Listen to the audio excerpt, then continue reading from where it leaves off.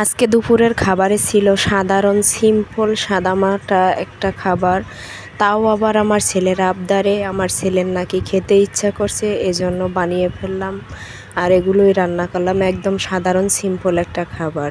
আসসালামু আলাইকুম বন্ধুরা, সবাই কেমন আছো? আলহামদুলিল্লাহ, আমরা তো আলহামদুলিল্লাহ অনেক অনেক ভালো আছি তোমাদের দোয়া এবং ভালোবাসায়। তো সকালে ঘুম থেকে উঠেই ছেলেকে নিয়ে চলে যাচ্ছি মাদ্রাসায়, ওকে ওর মাদ্রাসায় পৌঁছে দিতে হবে, তাই সকাল সকাল উঠে গেলাম।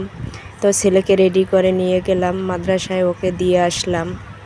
আসার পরেই বসে পড়লাম রান্নার কাজে।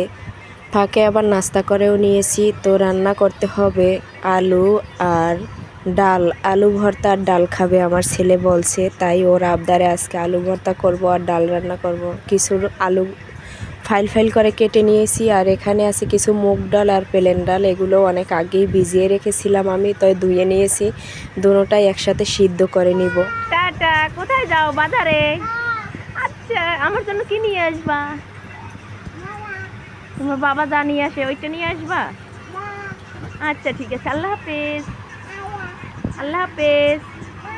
জি, আল্লাহ হাফেজ। যাও যাও।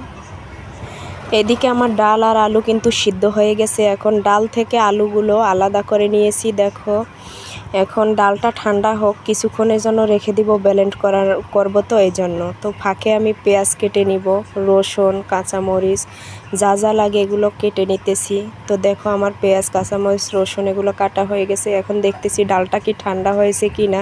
দেখি ঠান্ডা হয়ে গেছে। বাসায় ছিল না ধনিয়া পাতা, ডাল আর আলু ভর্তা কি ধনিয়া পাতা ছাড়া চলে? তা তো আর হয় না। ছেলেকে পাঠিয়ে ধনিয়া পাতা নিয়ে আসলাম।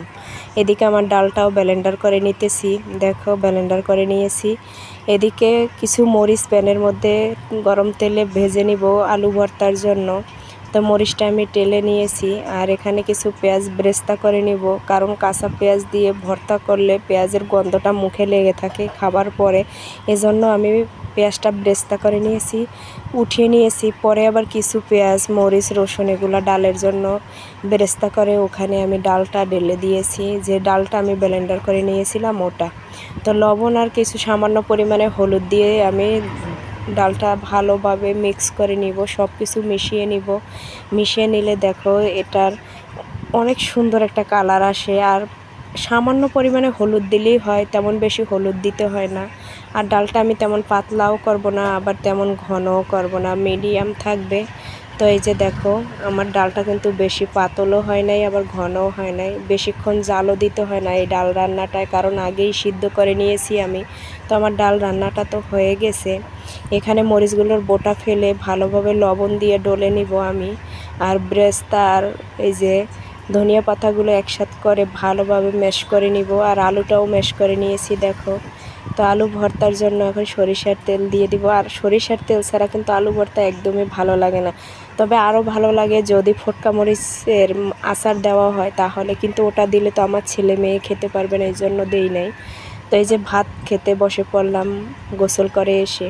কি বলবো, খেতে যে কি মজা হয়েছে। আর আমার ছেলে বলছিল আজকে এটা খাবে। আজকে এ পর্যন্তই। আল্লাহ হাফেজ, সবাই ভালো থাকবে।